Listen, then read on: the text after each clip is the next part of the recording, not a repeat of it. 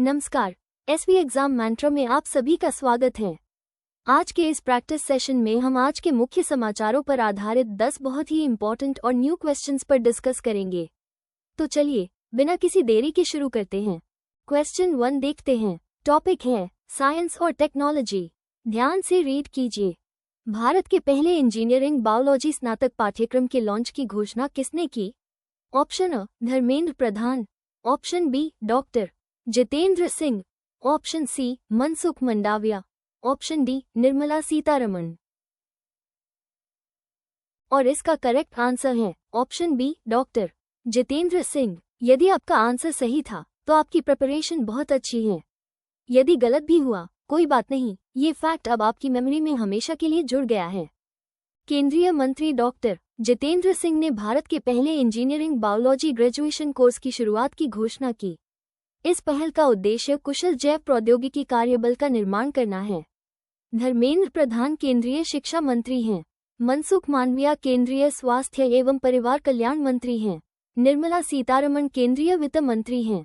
Important exam tip: engineering biology एक अंतःविषयक क्षेत्र है जो नए जैविक कार्यों को डिजाइन और निर्माण करने के लिए जैविक प्रणालियों के साथ इंजीनियरिंग सिद्धांतों को एकीकृत करता है। इसे जैव प्रौद्योगिकी में अनुसंधान और नवाचार को आगे बढ़ाने के लिए महत्वपूर्ण माना जाता है। बढ़ते हैं क्वेश्चन 2 की ओर। रेलवे टेक्निकल नॉलेज के इस इंपॉर्टेंट पॉइंट पर ध्यान दीजिए। तदाली घुघुस रेलवे खंड, जिसे हाल ही में दोहरीकरण सहित बुनियादी ढांचे के विकास के लिए मंजूरी दी गई है, किस भारतीय राज्य में स्थित है? Option A Madhya Pradesh, option B Maharashtra, option C Gujarat, option D Chhattisgarh. इस क्वेश्चन का करेक्ट आंसर है ऑप्शन बी यानी महाराष्ट्र। जिनका अटेम्प्ट सही रहा बहुत बधाई, जिनका गलत हुआ निराश न हो, ये सीखने और इम्प्रूव करने का बेस्ट अपॉर्चुनिटी है। तदाली घुघुस रेलवे खंड दोहरीकरण के लिए अनुमोदित महाराष्ट्र में स्थित है, जैसा कि समाचार में कहा गया है।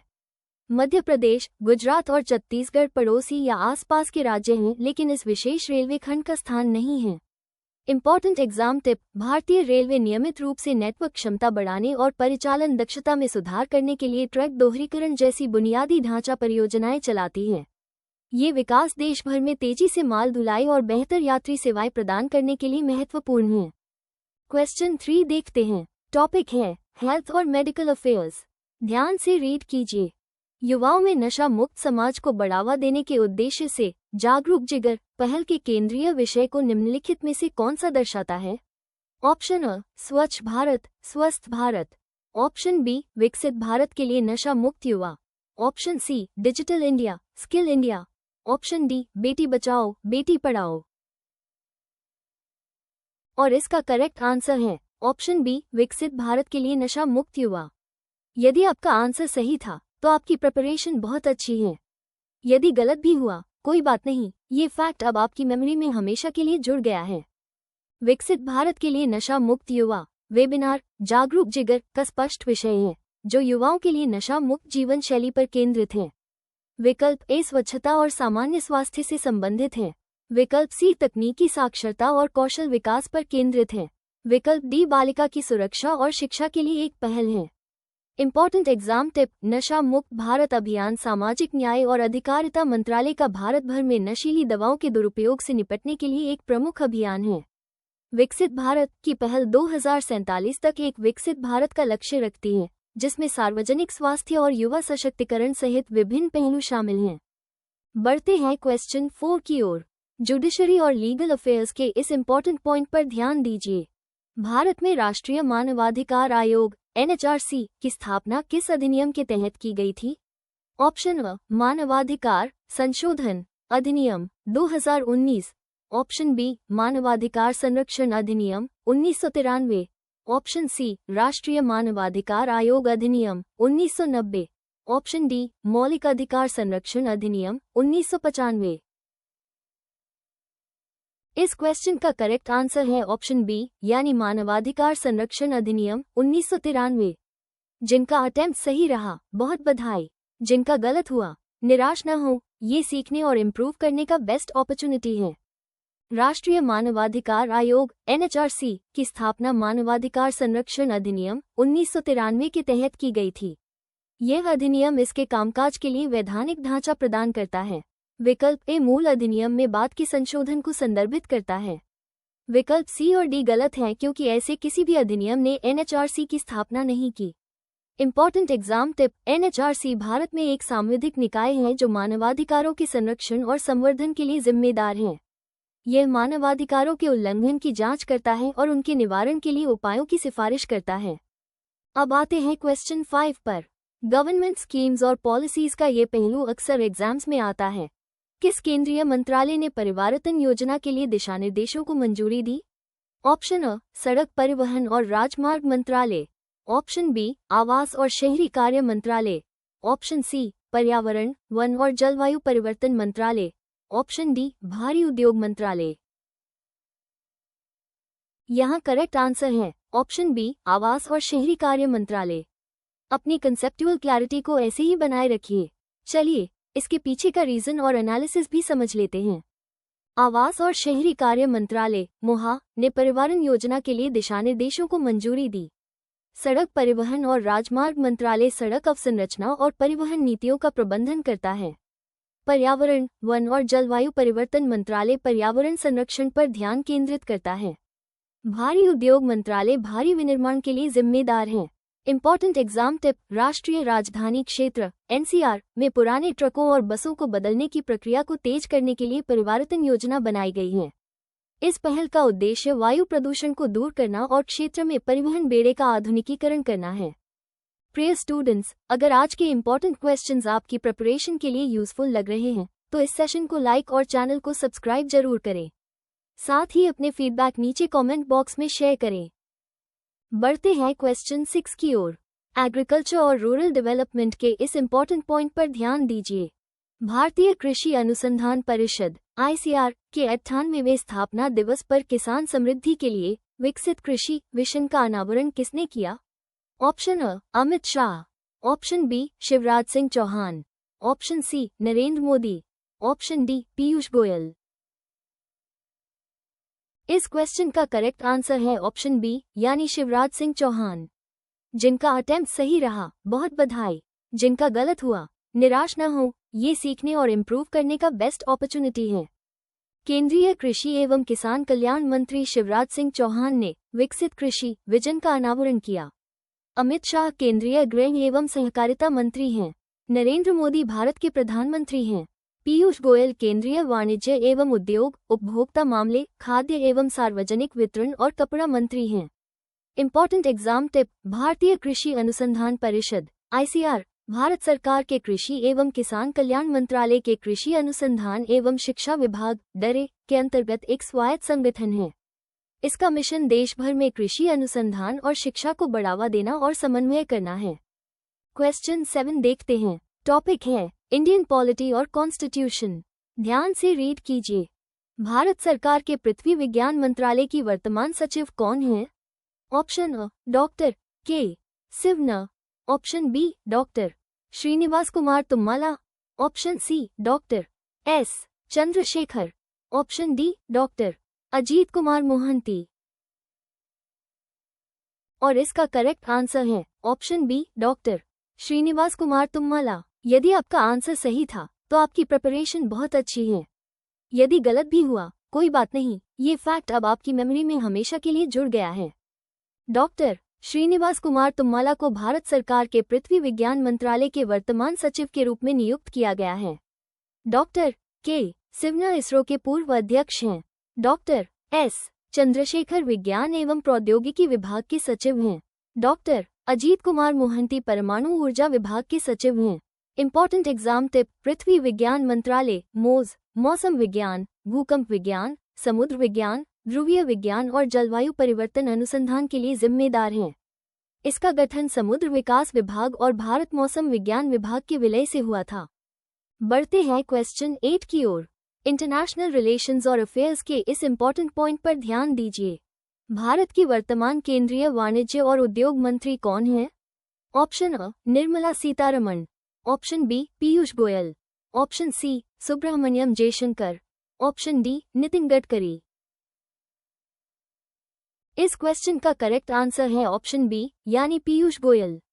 जिनका अटेम्प्ट सही रहा बहुत बधाई, जिनका गलत हुआ निराश न हो, ये सीखने और इम्प्रूव करने का बेस्ट अपॉर्चुनिटी है। पीयूष गोयल वर्तमान में केंद्रीय वाणिज्य और उद्योग मंत्री का पदभार संभाल रही हैं। निर्मला सीतारमण केंद्रीय वित्त मंत्री हैं। सुब्रह्मण्यम जयशंकर केंद्रीय विदेश मंत्री हैं। नितिन गडकरी केंद्रीय सड़क परिवहन और राजमार्ग मंत्री हैं।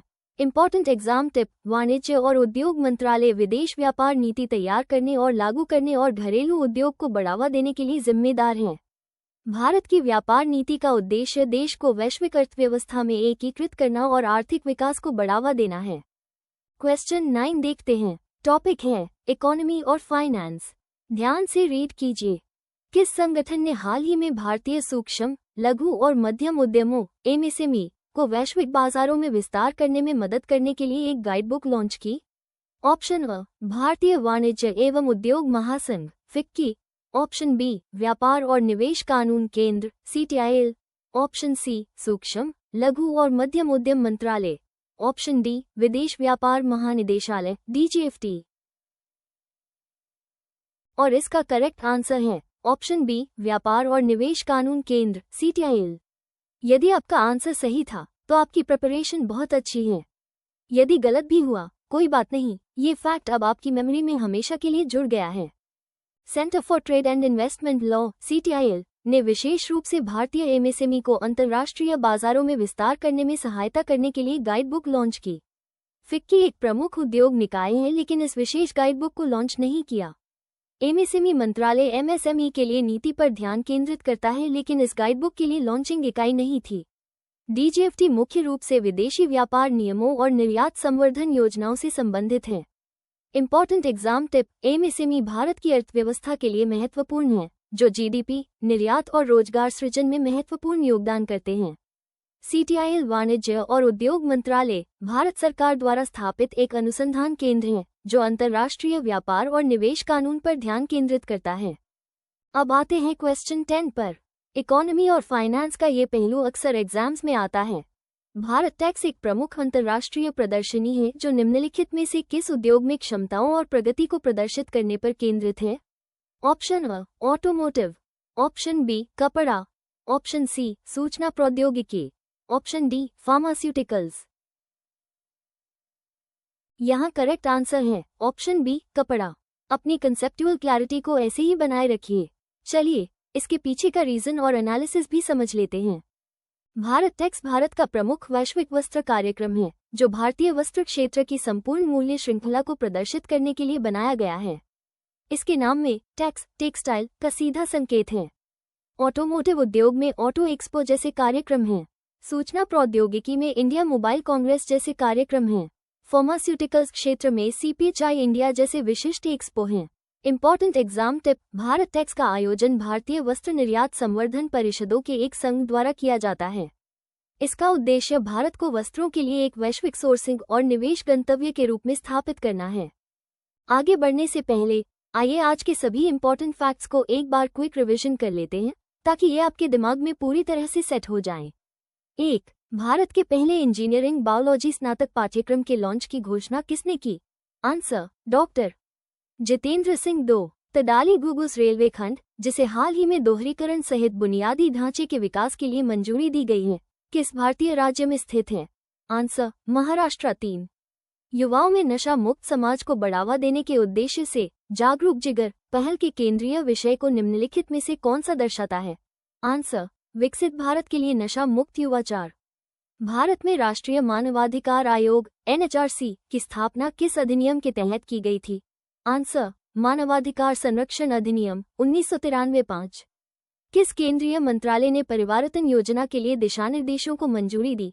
आंसर, आवास और शहरी कार्य मंत्रालय। रिवीजन जारी है। पार्ट 2 हाव्स, फैक्ट 6 से 10 तक। 6. भारतीय कृषि अनुसंधान परिषद (आईसीआर) के 98वें स्थापना दिवस पर किसान समृद्धि के लिए विकसित कृषि विजन का अनावरण किसने किया? आंसर, शिवराज सिंह चौहान। 7. भारत सरकार के पृथ्वी विज्ञान मंत्रालय की वर्तमान सचिव कौन है? Answer, doctor Srinivas Kumar Tummala. 8. भारत की वर्तमान केंद्रीय वाणिज्य और उद्योग मंत्री कौन है? आंसर, पीयूष गोयल। 9. किस संगठन ने हाल ही में भारतीय सूक्ष्म, लघु और मध्यम उद्यमों एमएसएमई को वैश्विक बाजारों में विस्तार करने में मदद करने के लिए एक गाइड बुक लॉन्च की। आंसर, व्यापार और निवेश कानून केंद्र CTIL 10। भारत टेक्स एक प्रमुख अंतर्राष्ट्रीय प्रदर्शनी है जो निम्नलिखित में से किस उद्योग में क्षमताओं और प्रगति को प्रदर्शित करने पर केंद्रित है। आंसर, कपड़ा। इन सभी फैक्ट्स को अच्छी तरह से याद रखिए, एग्जाम में ये डेफिनेटली आपके काम आएंगे। तो स्टूडेंट्स, आज आपका स्कोर क्या रहा? नीचे कमेंट बॉक्स में वीकली टेस्ट लिखकर हमारी वेबसाइट की लाइव टेस्ट लिंक प्राप्त करें और अपनी प्रिपरेशन को चेक करें। आज की क्लास की फ्री PDF के लिए टेलीग्राम चैनल से जुड़ें। कल आपसे फिर मुलाकात होगी, तब तक निरंतर पढ़ते रहिए।